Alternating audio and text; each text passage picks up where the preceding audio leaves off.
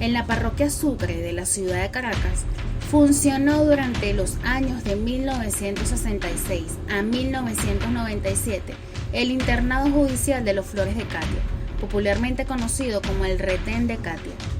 Veamos la historia de la cárcel, que fue protagonista de la historia más negra de Caracas.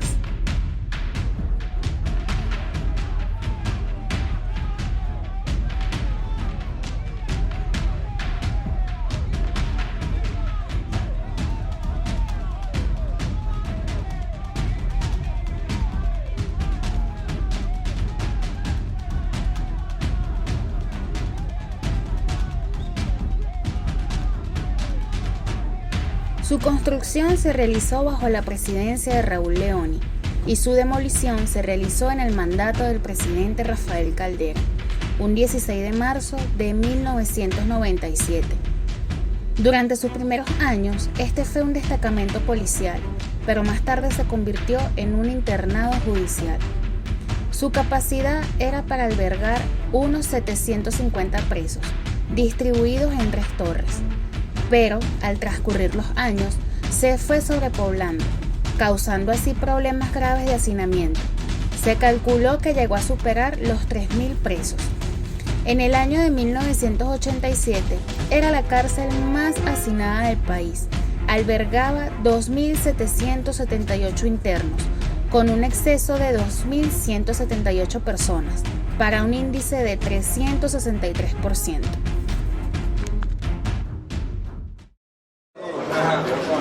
Me encuentro aterrorizado por medio de una búsqueda a la vida fácil, una avaricia sobredominada que me expuso, ¿me entiendes? Por un delito que me están culpando, yo no lo he hecho. 8 meses, injustamente, perdiendo parte de mi vida, perdiendo parte de mi vida, perdiendo parte de mi vida. Inocente aquí que no tiene nada que ver. Pero tengo 2 meses, amor, por algo insolecto que no he hecho, ¿viste? Estoy preso por un hurto de un vehículo, el cual no me robé.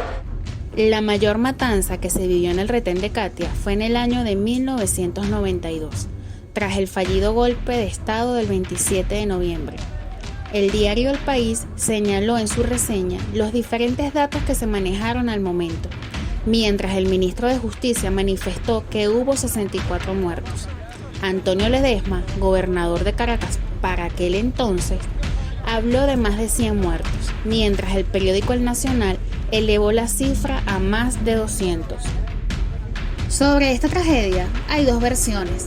Sobre lo ocurrido la madrugada del 27 de noviembre de 1992 en el Retén Judicial de Catia, y ambas acaban igual, con la Policía Metropolitana disparando desde las garitas de vigilancia y un aproximado de 63 reclusos ejecutados, más de 52 heridos y 28 desaparecidos. Los uniformados que disparaban alegaban que los presos intentaban fugarse, y los sobrevivientes alegaron que los guardias y policía les dieron la voz de ley de fuga, para luego matarlos. La versión de los internos del pabellón de observación señalan que a las 5 de la mañana todos tenían los ojos puestos en el televisor, donde se alternaban las caras de Hugo Chávez y Carlos Andrés Pérez. «Cayó el gobierno», gritaban algunos reclusos. Luego se escuchó la voz de los guardias: «Salgan que están todos libres». O al menos eso recuerdan los presos. Señalando que los policías les decían «están libres», abrieron las celdas y comenzaron a pedir dinero a los internos para dejarlos ir. Si los internos pagaban, los dejaban salir, y a los que no pagaron, sencillamente los mataron. El testimonio que la Policía Metropolitana ofreció a la prensa el día siguiente del motín fue que, al grito de golpe de Estado, los reos tomaron por asalto la garita de vigilancia número 4, mataron al centinela que montaba guardia allí esa madrugada, despojándolo además de su armamento, el cual utilizaron luego para tratar de someter al resto de los custodios. Hoy, 28 años después de los hechos ocurridos en el Retén de Catia, entre el 27 y 29 de noviembre de 1992, los mismos no han logrado esclarecerse con exactitud. De hecho, a la fecha, no existe aún ningún responsable sancionado por la masacre, en la que murieron aproximadamente 63 personas. Más allá de las dos versiones, los acontecimientos finalmente derivaron en la muerte de aproximadamente 63 reclusos, causaron heridas a 52 personas y la desaparición de otras 28.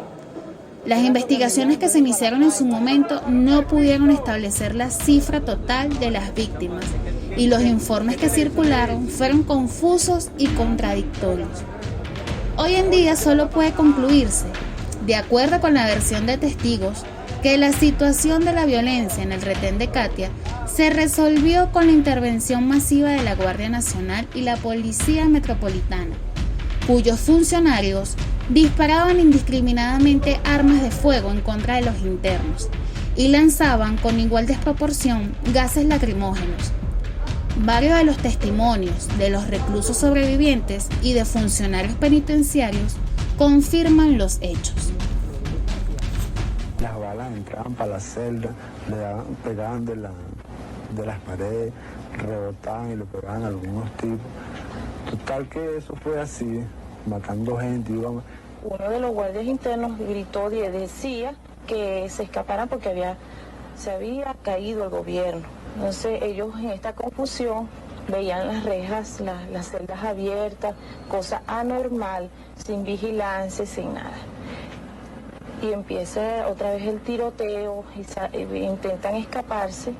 Entonces yo salí en eso por el pasillo a ver cómo estaba la broma, claro, con cierto miedo porque no quería que me mataran.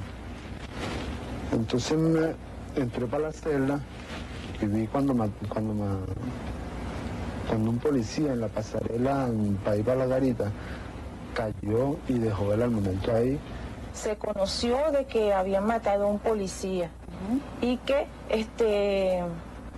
le habían quitado el arma. Eso fue el día 27. Pero ya sea una ametralladora, una escopeta o una pistola de alta potencia, no iban a tener 3 o 4 días de zozobra todo el penal. Yo salí hacia el patio y habían 6 muertos en el patio.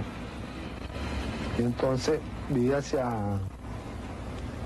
arriba, pues, donde están los pabellones, y para el otro lado donde está la prefectura.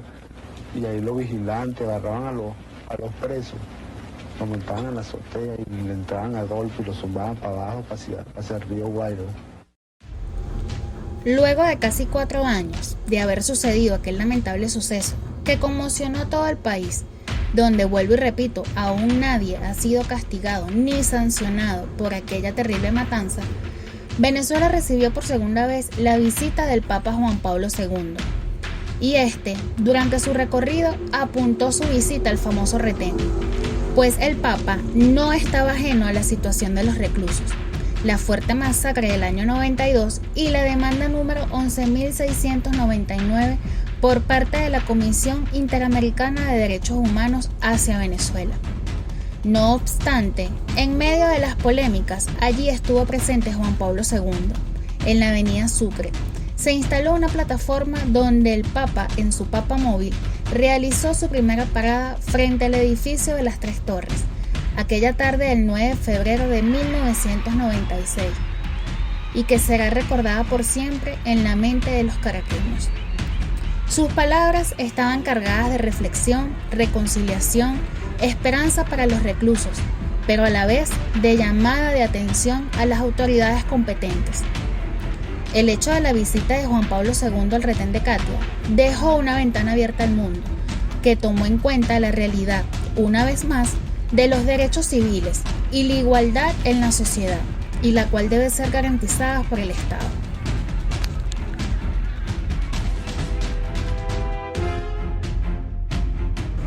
Finalmente, el internado judicial de Los Flores de Katia fue objeto de un proceso para la dignificación de los convictos, siendo demolido el 6 de marzo de 1997, poniendo fin a uno de los reclusorios más infames y oscuros de Venezuela.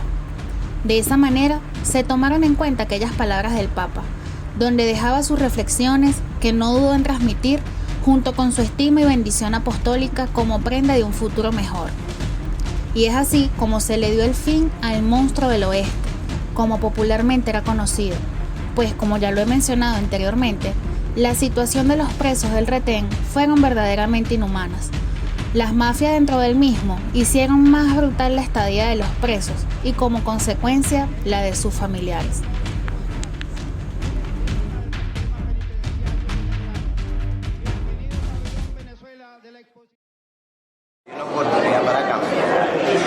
La negatividad de tantas cosas me ha servido más bien de fuerza. Aquí la familia de uno está cerca, la familia de uno aquí está cerca y se le hace un poco más fácil, puede venir para acá. Aquí es más céntrico que pero por allá. En otros lugares, que sí, por ejemplo en Valencia, hay que tener bastante plata para ir para allá. Señor. Dígame. Aguanta la cola de café. Yo todos los días de visita, pero mi visita si no me venga.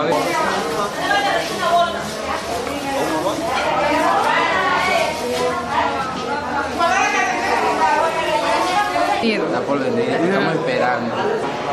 Aquí dentro del poco espacio que hay siempre nos ocupamos de alguna actividad, a ver siempre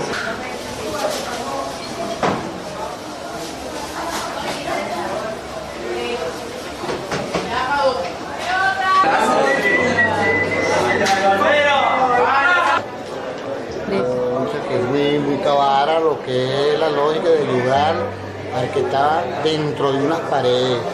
Si todo se cultivara así en la vida, todo fuera la lógica, nadie pudiera estar atrás de las paredes, sino en una condición más humana,